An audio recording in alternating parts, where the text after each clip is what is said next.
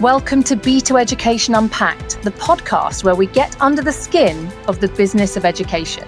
I'm your host, Stella James, and in each episode, I'll sit down with inspiring guests from across the education sector, innovators, leaders, and change makers, to explore the trends, challenges, and opportunities shaping the future. Whether you're working in education, building solutions, or just passionate about the future of learning, you're in the right place.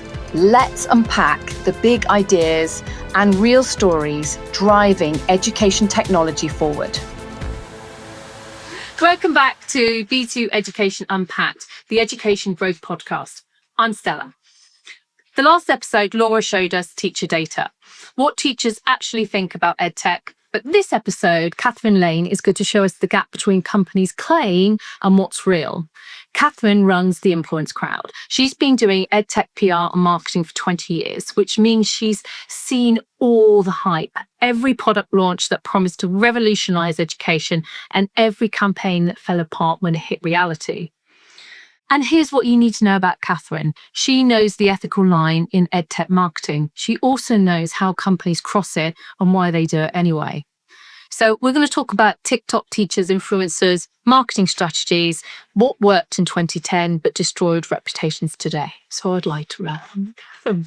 Thank you so much for joining us today. It's good to be here. I know, in lovely London. We're in the RSA House, aren't we? Yeah, which is where we're sun. I'm with the sun. Can't see the sun, but it's there, it's there. We're going to jump straight into the questions. So we talked to Laura about the teacher tap data. So teachers are skeptical of EdTech claims.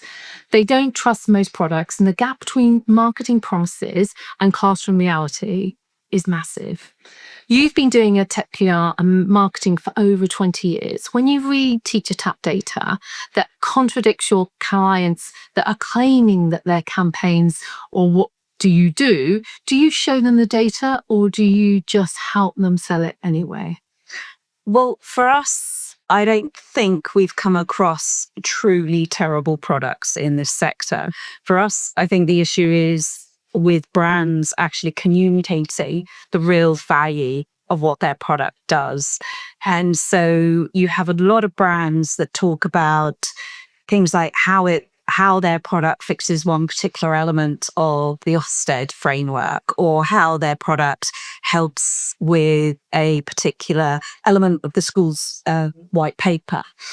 What they don't do is talk about the true value that their product can deliver. And I think that's where the mismatch happens. So I was with someone who's in a MAT leadership team the other day, and they were talking about the difference between evaluating products that, I don't know, maybe help with some, small element of improving outcomes in science, and those that really move the needle. And they said they just don't have the time capacity to implement those small win products. What they need is the move the needle product. So for businesses out there, they need to communicate how they're moving the needle. They also need to make their products incredibly simple to implement. Any barriers to implementation to use will just, the teachers won't have time, the sector doesn't have time. And I think that is the key issue for us. It's interesting you say that. So IMP Software was the AIDS Company of the Year, but it's not sexy at all. It's just a piece of software, but it does move the needle, and they've done so well since they bootstrapped in 2019. But that's a good example of it has to make a difference. Yeah, and that IMP is a great example. And what they also do is the way they communicate the value of their product is extremely good. They spend an awful lot of time just giving the sector help with their budgetary issues. And I think that really talks to the sector. They're kind of in the weeds with them. They know what their issues are, and they provide information and help to the sector. And that helps them market very easily the benefits of their product. And their retention, they're doing something right, because their retention is something like 120%. It's phenomenal. So it's like we said, it has to be easy to use, because they won't use it. Exactly. It just won't use it. So from a marketing strategy, so a lot's happened in 10 years. I think the whole education sector has changed, and from a raising point of view, I learned with Ed that, there's been a drop in 18% in new EdTech investment, from a VC perspective. So what worked brilliantly in 2010 that would absolutely destroy companies' reputation if they tried it today? And are there any companies still doing it because they haven't figured out that the world has changed? So you're going back a very long way. Let's go, 2000, 10 years, 16. Let's do 10 years. Let's do 10 years. I was going to say, 2010, we were training people on Twitter and things like that. But in the last 10 years, I think what we are seeing a lot of, what we're getting a lot of inquiries about, is those organizations that have relied on the same marketing comms activities, and what they've found over the last few years is their sales have just plateaued. And there are wider issues to that, which I'm sure Ed spoke about, but it's also down to the fact that they are assuming that teachers, school leaders are consuming information in the exact same way that they always did. So they're relying on what worked before, and that's not the case anymore. So you get a lot of people relying on email massively, and just buy another list and, maintain their list. And email is incredibly important, but it's a be all and end all. And you have, this plateau that happens. And we quite often unpick that and show them that, there are other ways that they should be targeting their audiences. I also think the key issue as well is how they capture the mindset of their target audience. So a lot of people focus on, okay, well, we sent them an offer for our product a few years ago and that still works. That kind of marketing doesn't work anymore. And also the vast majority of companies are using AI to create that kind of marketing like that and can send it out in no time at all. So you need to do, as the example that you had of IMP, is get down in weeds, really understand your audience and show that you understand it and show that you understand their problems. And that's how you need to market. And then the sales messages need to come up. And it's so true. I know I've been on the sales field, and I think the biggest deals that I've ever pulled across the line is because I spent the time to understand, and to really understand. And I think there are so many different types of tools now from a marketing perspective as well that, can do.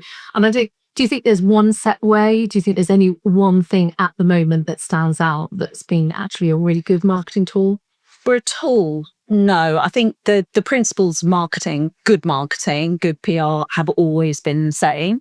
And that is to truly understand your audience. And so I think one of the, I suppose, areas where people fall down is they expect that a single channel will deliver the results that they want, and they won't. What you need to do is have a multi-channel approach with any campaign. So that might mean your media, your social ads, your video, everything. And it can be done at low. People think, this has to be an incredibly high cost activity. It doesn't, or this is going to take huge amount of time. It doesn't have to do that. Within months, 3 months, you can get excellent results if you're finding out what the key issues are that teachers are talking about. And they're not talking about, we've got to do this within this Ofsted framework on the day-to-day basics. What they're talking about is the problem with children with anxiety, and children not coming to school, or outcomes for a specific group. It's those and that will change over time, and you need to match that change. And it's the stakeholders as well. It's talking to every single stakeholders. You can't message to a teacher in exactly the same way you're going to message to a head teacher that you are going to find out the person. And I think sometimes people regurgitate it, just shove it out and think, it's talking to everybody. I think our buyers are more intelligent and they understand things in a better way. So I think the marketing needs to reflect that as well. Exactly. And so you need to understand the buying process within your school, your MAT, whatever you're targeting, your independent school. And it can be quite complex. And everyone needs to have a touch point with your business, essentially. And I think in this sector, you're talking about, you're not selling shampoo or cat food, and these, school leaders have to protect their environment and make sure, only good products are coming in the door. And so for that reason, it might take 20 touch points with marketing. It might take 40 touch points with all your marketing to produce kind of someone calling in and wanting to talk to you in a bit more detail. And so you have to understand that is a full process that you have to go through. Essentially, it's not just one channel. No, it was all. There was never, definitely. It's marketing media with, we use the old term is marketing media. There's so many different. But that brings it on to TikTok influencers, though. Yes. So they're waiting to ask this question. So TikTok teacher influencers, there's more and more people coming out as being. I was sitting on the train this morning, and this lovely young lady was sat next to me, and she's into sustainability, and she goes, "Oh, I might try and be an influencer." But there are a lot of TikTok influencers, and we're talking about teachers. So they've got hundreds and thousands of followers, and they're posting classroom tips and product recommendations. When they're promoting an EdTech product, how do I know it's because they genuinely used it or because the company's just paid for them, and should I care? Yeah, I think teachers can see through pretty quickly, and it's a genuine post where someone loves the product and where they're not daft and they are people readers. So from our point of view, for the businesses we work with, it's choosing on whatever platform, TikTok or YouTube or whatever. Yeah, it's choosing partners that your audience trusts, essentially. And so for us, the kind of pay to play posts, they do have a role, which I won't go into now, but the vast majority, you want to be able to work with people that are really going to mess around with the product and show how it can be used. And one thing I would say about influencer marketing is that what they do, we were talking about people thinking it's hugely long-term to change the way they do marketing, things like that. The great thing about influencers is if you've got a pretty staid brand and you want to change up and make things a bit more exciting and get some content or showing how it could be used in the classroom, using influencers is a good way to get content. And if you get the contracts right, you can reuse that content on your website, on social ads and things like that. And so it's not just one advantage of using, targeting their audience of, influencers, of the influencers audience. There are other ways that you can use that content, which just kind of spice up your marketing. It's interesting to talk about contract. I don't even think people would even recognize that, would they? They wouldn't think, oh, I need to go and have a look at a contract. I suppose it's our naivety of how much social media or influence have moved on to be able to use it again and again, because they could be tied up. Like, you only can use it once. So that's it. Exactly. Yeah. And I have to say, if anyone listening to this is interested in kind of working with influencers, it is best to get everything in place up front, because if you then decide later on that you want to use it in a different way, you'll be charged more and more and more. So get everything in place up front, and then you can look out for the hidden bits. Yeah. But and there is design, I have used before in previous roles, I wouldn't call them influencers because they were the first start of a career, and I'm not mentioning any names, but they just did a review, not necessarily. Yeah. And a review's great, but I think if you're going to use an influencer, you've got to get them, like you said, be genuine, use it, and get the hands dirty in lots of ways. Because otherwise, do you think we won't land as well? Yeah, and a good example is we work for a company doing music resources for schools, for primary schools. And we had one of the influencers did a really great job. They, had all these instruments involved, and it was such phenomenal content. And that is the kind of partnerships that you want. You really need to choose right in the beginning. I think the other thing that people do is they assume that the influencer campaign will achieve all their results. And like anything, it's like saying email will achieve all my results. It has to be part of a structured campaign.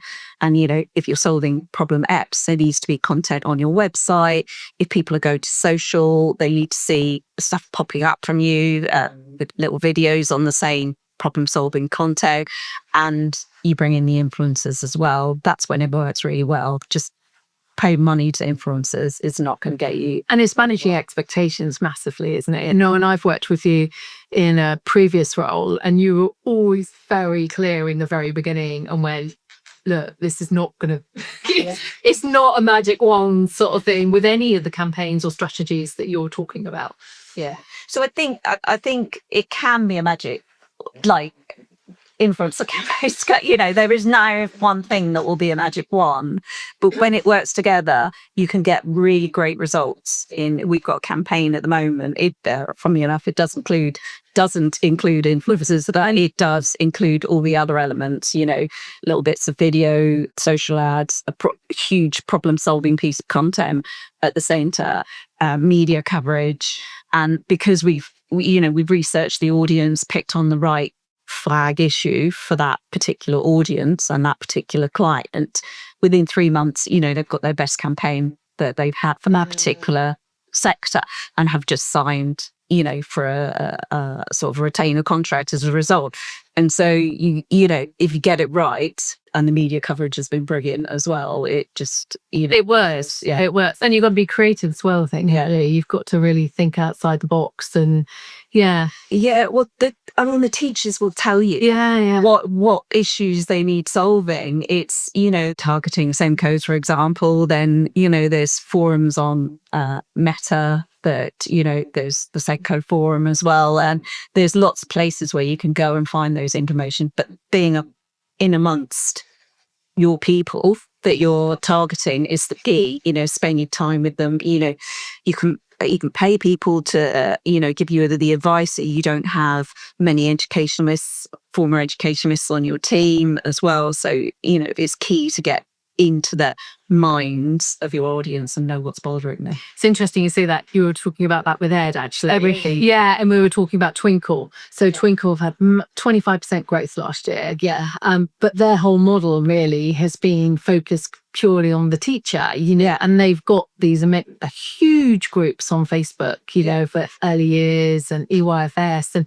But I think more businesses now are hiring that person, the education specialist, if you like, that can live and breathe that person. So it helps bring the product to life as well. Yeah, it does. It's hugely important. And where we've worked with clients where there's not many educationists on the board, we've sort of suggested that they pay for that advice and bring those people in, former mat leaders or, teachers that can advise during the holiday periods and things like that for a fee. Mm-hmm. And that helps a lot. It's a good tip there from you.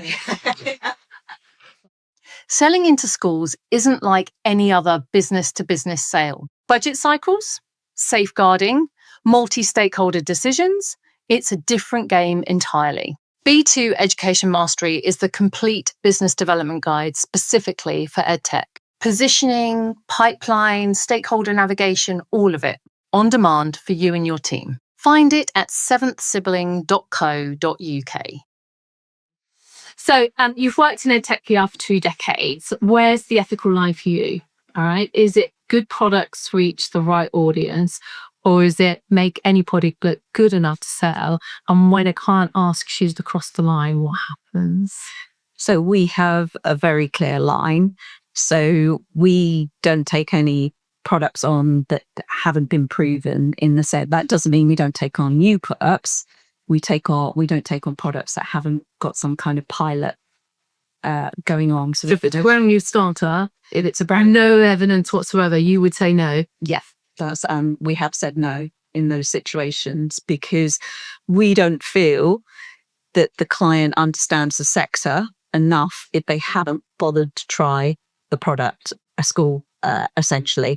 And, it can be just the school down the road, the local school, or quite often it's someone knows, has a teacher in the family that can, bring it on board. And you can pay schools to, they will still be good at being critical.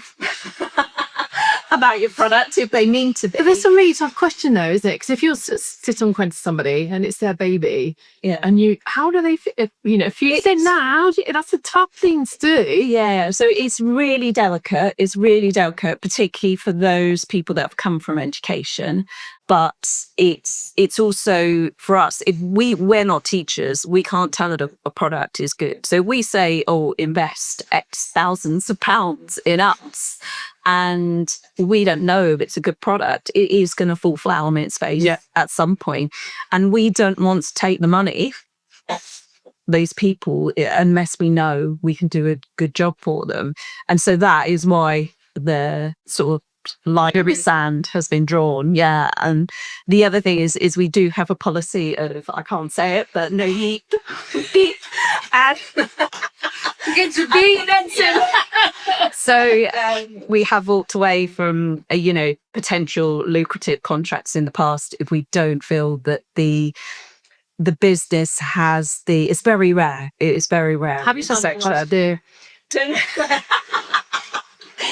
No, it is very rare, but if people we don't feel that they're taking the sector as seriously and as protectively, probably, as we do. So the two sectors we work in are education and public sector. Both are using public funds, essentially. And so we do, it is easier, I think, to be stronger in your more ethical stances with those business because it's public money essentially.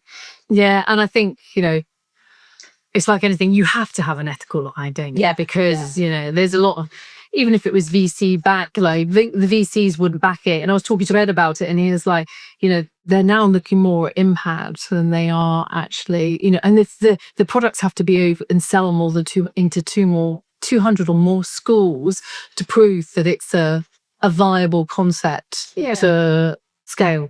And we have worked for startups where they've got funding, but there has always been some kind of pilot. And it might not be the perfect pilot, but we can go, to a university or a school and say, what problems did it solve? What do you see the vision of this product to be?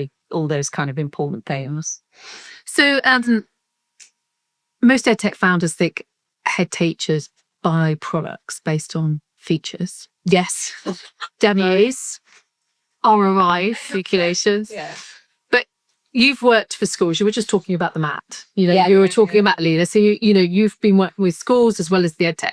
What do EdTech companies fundamentally misunderstand about? I don't think it's just head teachers. I think it's MAT leads and about their buying decisions. And that has changed too. So let's talk about now. I think what they misunderstand is it does take time. It does have to take years and years, but the length of the process to convince a senior leader that you are trustworthy and they should hand over. And I don't mean trustworthy as a business. I mean that your product will genuinely a genuine product. Yeah. Moves the needle. Yeah. And I think in that sense, most organizations, EdTech organizations, CEOs, CMOs often think, well, if we invest this in this campaign, we are going to get a return on investment. And it is much more complicated than that. It needs to be over time. And that time, like I say, can be 3 months. But I would recommend the switching the way they do things, focusing on supporting schools rather than 7 products, and the rest comes in. We did a campaign essentially for an organization, and we were allowed to test 2 different audience groups. One that had been warmed up with content, problem-solving content before they got sales message, and one that hadn't. And the second, the warm audience, as we call them, for their sales, their social ad campaign, we got 3 times more leads than,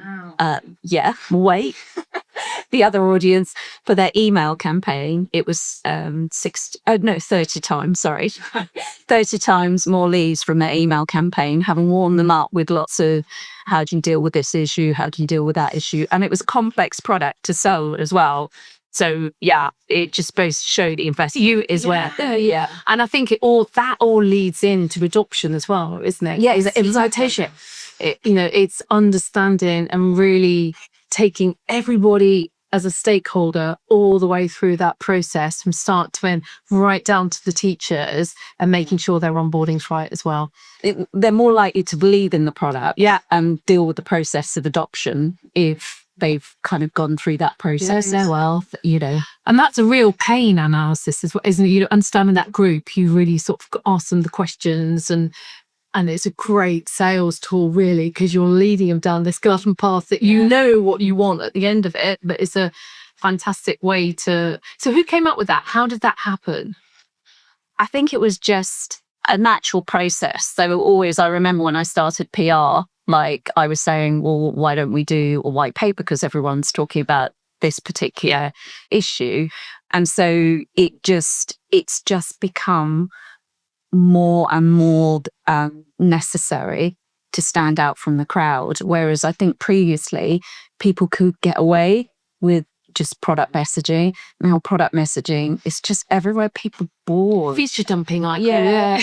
It's so easy. It's like you go back to the concepts. If you don't understand the concept of something, you're never going to buy it. You're never going to buy anything. And I think it's like, it is features. I think we go down a feature. Oh, it does this and does that. But what does it actually? It's the concept. They need to, and you've done that, obviously. Yeah, But organizations can do it, themselves. So that, even if we can do it and understand. But anybody should. But, you can as well. It's just spending time with those audiences and really listening to kind of what's concerning them, reading, Schools Week tests, understanding what's coming out of Teach Tech, And the data, what the data say, and SEN as well. That's a big area, and that's a growing disadvantaged students. And I mean, that is one area who do marketing well, I think, because a lot of the people that are in the SEN organizations have either come from education.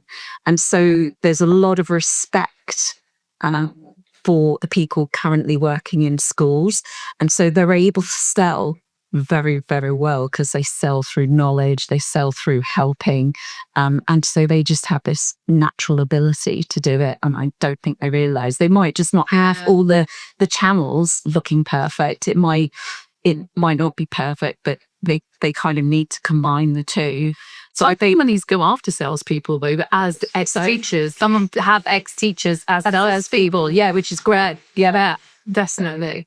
So, what are the marketing practices you flat out refuse to do, even if a client asks? And what are the ones that make you uncomfortable, but you do them anyway because it's industry standard? I know what you're going to say to this. Go on. It's the sales. When people come in and say we need a sales campaign, we do sales campaign. So quite often people come in and say we need a media campaign, and we go, okay, why do you need a media campaign? We get down to it, and it's lead generation. So we might do a mix. Yes. But I think it's going straight to the sales. So people want sales ads, sales emails, but that's a mindset thing though, isn't it, really? Let's start back 5 years ago. Yeah, maybe. And so we do a lot of education sounds to ground alert, just I suppose opening people's minds up to the impact and using some of the examples I've given here to show the impact. Actually, if they do it slightly differently, not only are they actually going to get in sales, but they've got a brand that people trust, people respect, and that allows them to do more. So if there is a little slip up on the way with a product roadmap or something like that, people are much more forgiving because the brand is so in the weeds. It's good. Yeah. I think it's being transparent as well from the beginning, not trying to hide it, being transparent. If there is a problem, because they're down on the ground, they tend to accept it more, just as you've just said. So, So that's it, because this leads on lovely, actually. How many clients genuinely? So we're both at BET. There's a lot of products at BET. from overseas. There's a lot coming in internationally. There's a lot on the launch pad, and there's a lot that have taken standstills, whatever you want. How many genuinely solve problems already know they have versus how many are creating a demand for a problem schools didn't know existed until the marketing campaign told them? Well, I don't think any product manager gets up in the morning and says, I'm going to create a product that nobody needs. They genuinely look for a gap in market. Yeah. And they're trying to fill that gap. They might come too early, they might come too expensive, they might come too complicated, but they're genuinely trying to fill that gap. And you've got some great business, great historical businesses in this sector that was started by teachers who just got, Sims, which is different now, but in the capital days had 90% of the market, that management information system that was designed by a teacher who just got fed up with writing reports, the initial idea, and then lots more people got involved. But so there are genuine gaps that are trying to be filled. I just think that sometimes the sector's not understanding what barriers have to be overcome within a school or a mat to actually implement that. And if they made it simpler, easier, I think people would sell more product. And if they communicated their benefits, I don't think, there are few businesses that communicate what they do really well. Yeah. But then what if you've got 3 products? So let's go Sparks Maths. Okay. Mega, is it Mega Maths? The guys with the suits. Okay, yeah. Oh, I know. Yeah. Well, they were saying fantastic. Love them. And then let's take Mathletics. So yeah. As a teacher, and also from a marketeer's point of view, how do you differentiate each of those products? Because curriculum is becoming quite messy because there's a lot of products around the curriculum area. The real need stuff like IMP Software and MIS, they're all a bit tame cuff. But then you go down to the curriculum level, unless it's SEND, so put SEND to the side because that's a big area. How do you differentiate them? Yeah. So sometimes it's hard to differentiate the product, and so you do differentiate the approach to market, and that is one way you can do it. If they are very similar products, it's rare that there are different things that they meet and need, but it's in the same reason. I suppose there's Coke, there's Fanta, there's the heck there, and different people will drink different products at different times. But, yes, there's always one clear leader, Coke. But I always spend a lot on advertising, and their advertising isn't oxymocy. It's the it quenches your thirst, is it? It's emotion. It is about the feeling, and That's how people remember you as it's emotion, isn't it? If we create more emotion in people, they'll remember you more. And I think B2B can learn a lot from B2E. It is very different. Yeah, like I say, it's not like cat food. You can't sell it after 1 or 2 posts. Yeah. But, we can learn a lot from, the big advertisers, how they tap into emotion, how they show differentiation. Because, I think if we look, I think there are a few companies that really tap into emotion. I think you've got to be quite brave to tap into emotion because sometimes you've got to push a boundary. And I think those are the marketing campaigns that are going to win moving forward as well, because you've got to push that boundary a little bit. Yeah. We did a campaign, it was a little while ago now, it was mental health training. And we didn't talk about mental health training. We talked about, rising level of anxiety in, children at school, and how, the child presents like this. If they're saying, I can't remember what it was. I can't remember the 3 scenarios. What do you do in your class? Now, doing that content, doing it over a load of, not every company would have accepted that, talking about anxiety and talking about, and there were other issues we got, and there's a campaign we're working on an issue that's quite close to the bone.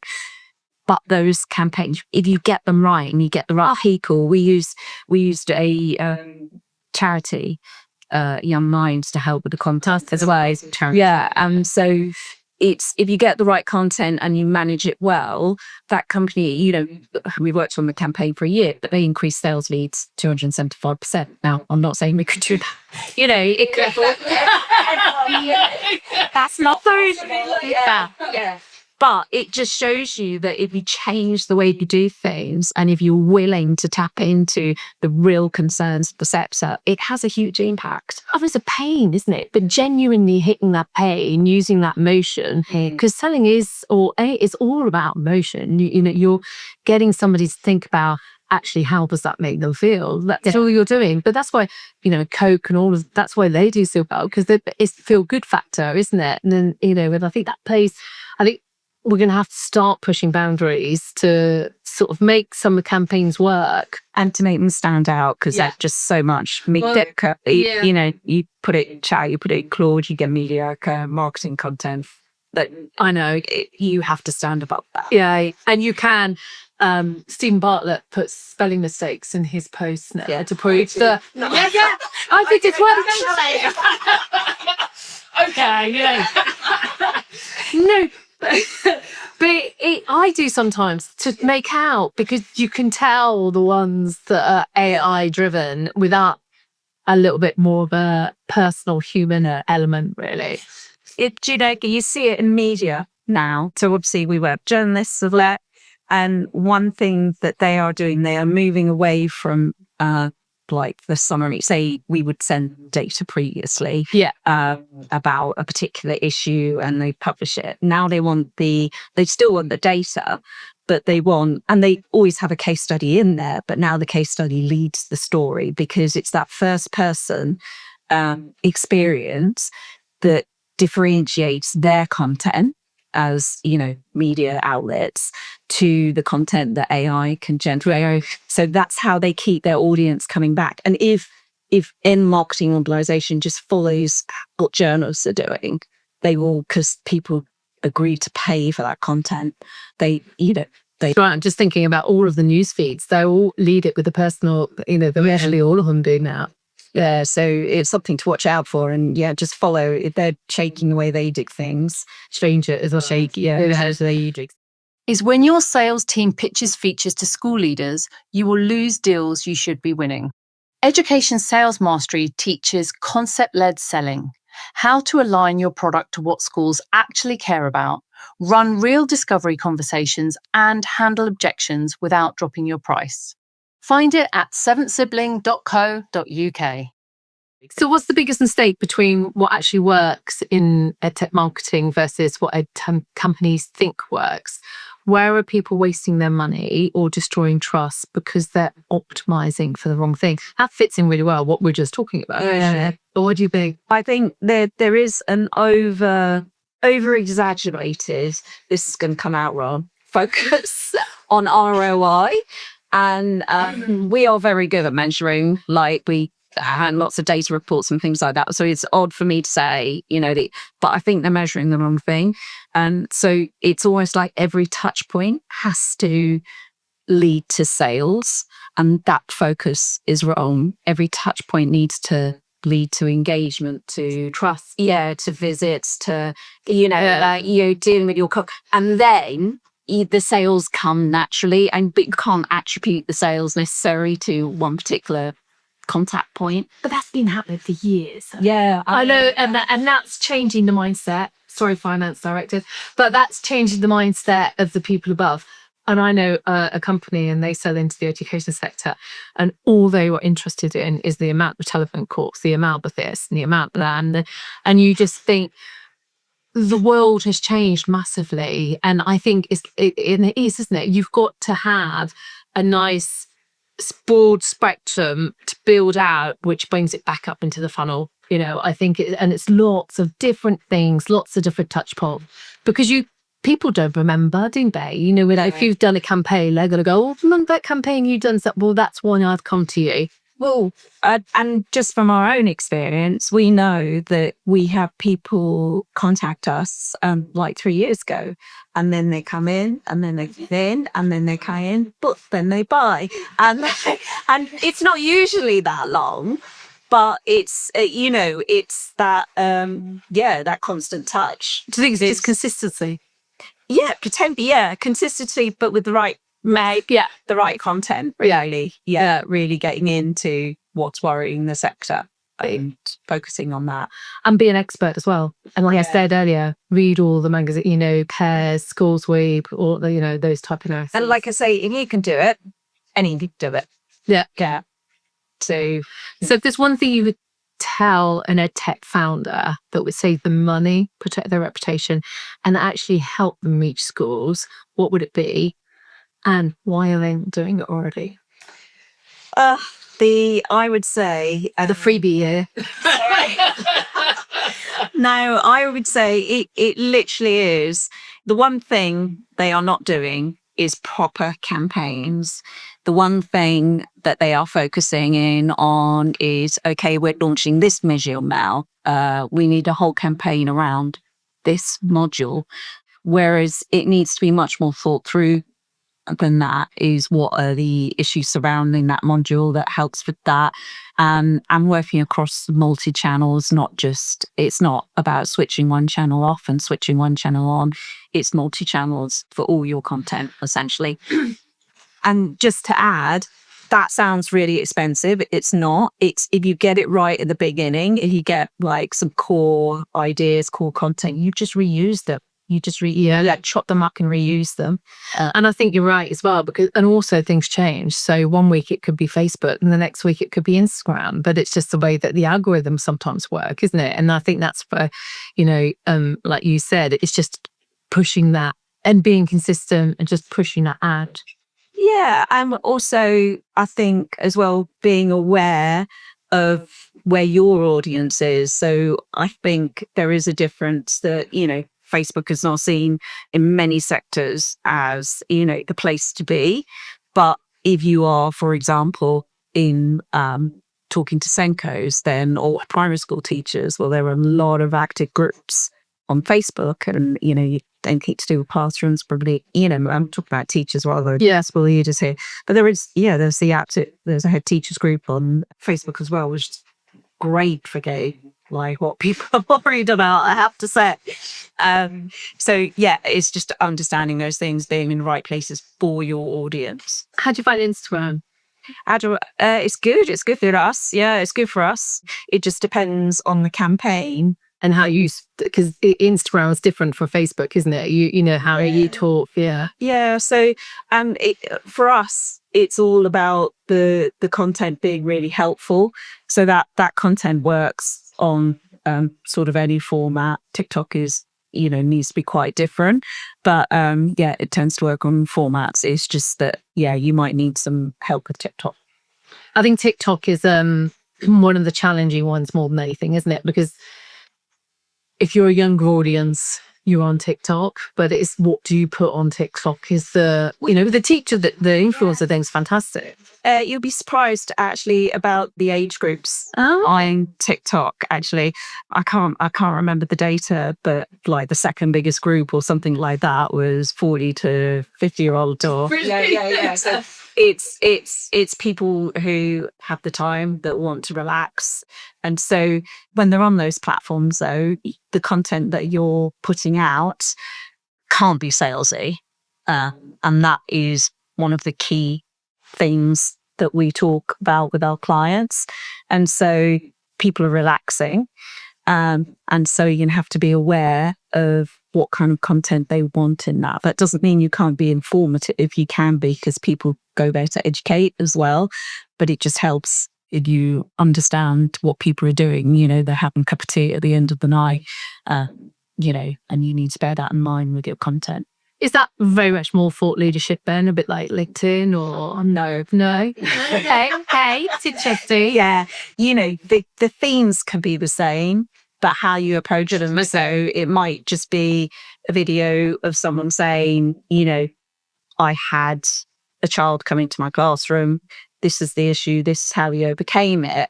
And so it resonates with someone who's dealing with that issue, or a head teacher who's dealing with that kind of, issue within the school. That works quite well. Excellent. We've done all of our questions, so it's a good thing. Obviously, thank you so much, Catherine, for joining the podcast today. As I mentioned earlier, she's the founder of the Influence Cloud. Next episode is Ed Trenham. Catherine just showed us EdTech companies market themselves, and Ed tracks the money and where it actually goes, and how these two things don't match up. Ed publishes the assignment report, 20 years of M&A data, funding rounds, company performance. He knows which companies survive and which ones stay quieter. So thank you so much again for joining the B2 Education podcast. So stay tuned for the next one.